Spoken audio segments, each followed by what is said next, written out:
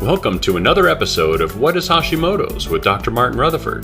To find out more on any of our topics, or for information on scheduling a consultation with Dr. Rutherford, please visit us at whatishashimotos.com. And now, here's Dr. Rutherford. Okay, so today we're going to talk about a subject that comes up a lot with thyroid, and that's goiter.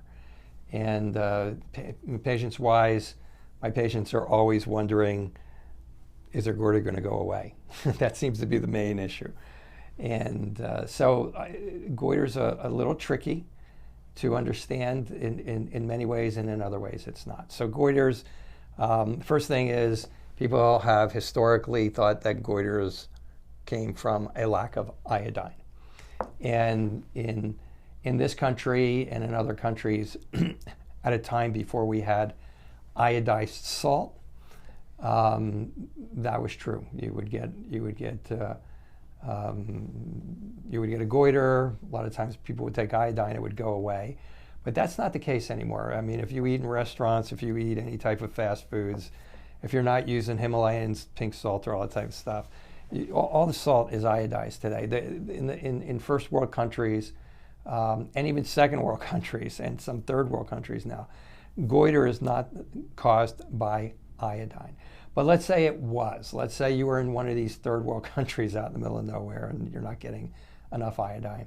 What would happen is you need iodine to make thyroid hormone. And I'm going to tell you a little bit more as to why this is not really pertinent, but I want you to understand goiter all the way, and where all this stuff came from. They told me I got to take iodine. So basically, iodine helps you to make thyroid hormone. Iodine, for those of you who haven't seen any of these before, T4 is your main hormone that is made in your thyroid. The T stands for tyrosine, the 4 stands for 4 molecules of iodine. And there's a whole process that puts those two things together, and part of that process is an enzyme that pulls iodine out of your bloodstream, and it sticks it together with that tyrosine, and now you have thyroid hormone. When you do not have enough iodine, you're not going to make enough thyroid hormone, and then that tells your brain in your bloodstream, there's not enough thyroid hormone. So there's this part of your brain, it's called the hypothalamus. Basically what you need to know is this thing's checking everything that's in your bloodstream all the time, and if there's not enough of it, it tells the part of your body that needs to make whatever's not enough to make it. In this particular case, it tells your pituitary gland to tell your thyroid to make hormone, and it does it through this chemical called thyroid stimulating hormone. It's hormone, and it stimulates your thyroid, and it makes thyroid hormone. And so as it starts making the thyroid hormone, then there should be a feedback loop that says it's enough. But if you don't have enough iodine, if you don't have enough iodine, you can't supply it. That TSH keeps going and going and going because it's not getting enough iodine to make it. The feedback mechanism keeps telling you, I don't have enough thyroid, enough iodine, enough T4 in my system, enough thyroid hormone. And so it's actually the thyroid stimulating hormone that causes you to enlarge your thyroid into a goiter. And if it's iodine, okay, for those of you who are all the iodine fans out there, and you have a goiter and you think that's the case, if it's iodine, then you can, then you'll at this point have hypothyroid symptoms. Why? Because you're not making enough thyroid hormone. That's why your brain keeps telling you to do the TSH to keep telling your thyroid to make the hormone. Well, there's too much TSH, you're not making the hormone, it keeps TSH, and now you got this goiter. In the meantime, you're developing a hypothyroid. So not only are you developing the goiter, your hair is falling out, you're putting on weight, you're getting constipation, the skin's dry, maybe you're getting sensitivity to the skin, and all your eyebrows are going away, and fatigue. You're getting all the hypothyroid stuff. How do you know if it's iodine? You take iodine, and the symptoms go away. But the goiter does not go away.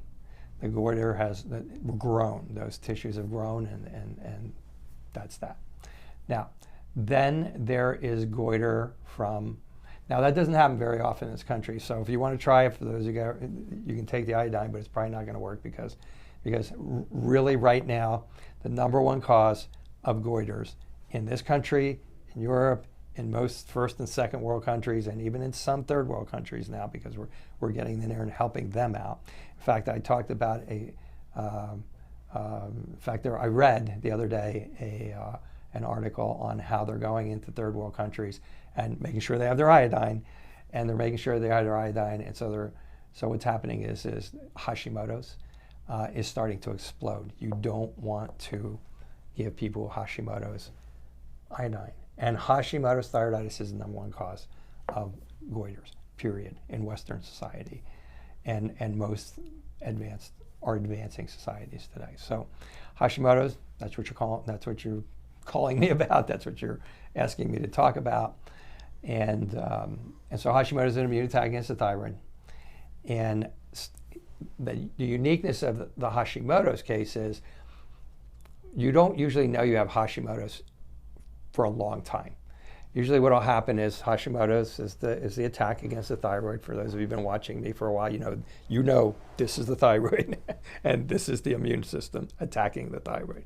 Okay, and so here it is. This is the immune system attacking the thyroid, but it can be attacking the thyroid tissue for a long time before there's enough damage for somebody to look around and start looking to see if you have Hashimoto's. In the meantime, you start damaging tissue.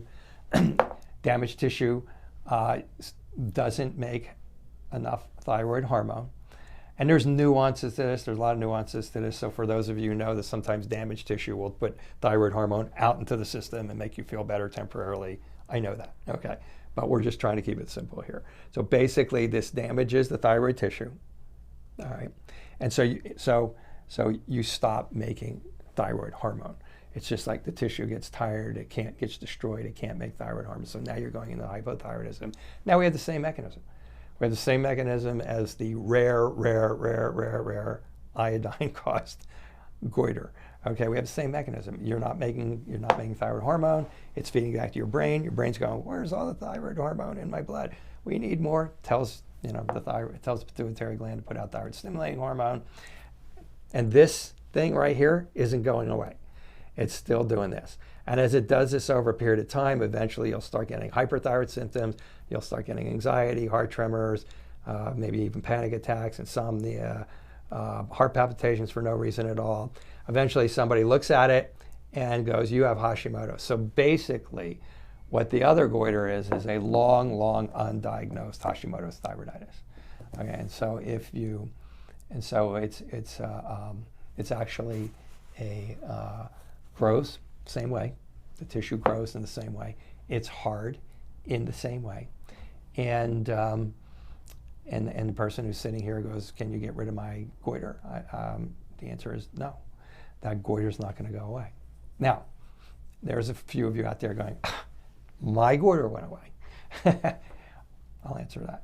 So basically,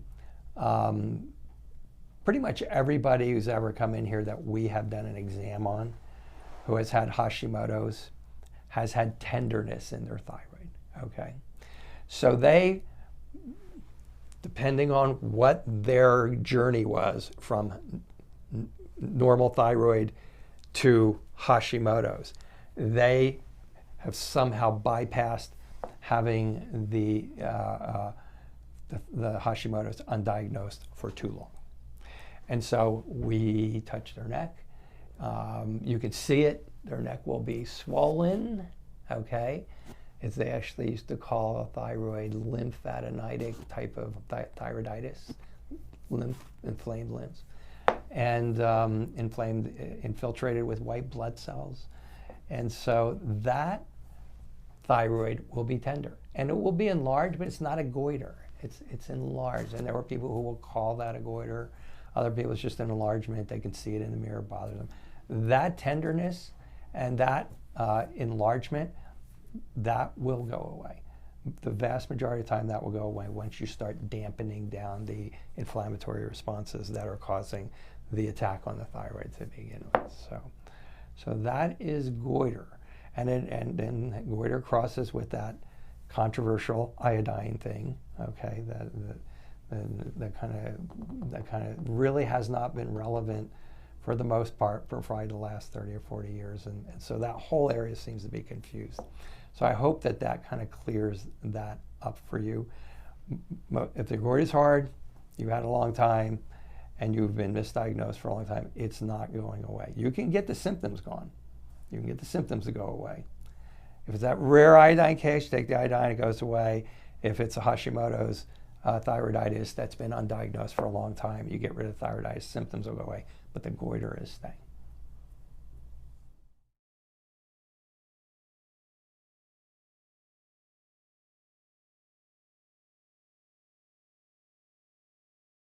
Thank you for joining us for another episode of What is Hashimoto's? To find out more on any of our topics, or for information on scheduling a consultation with Dr. Rutherford, please visit us at whatishashimotos.com.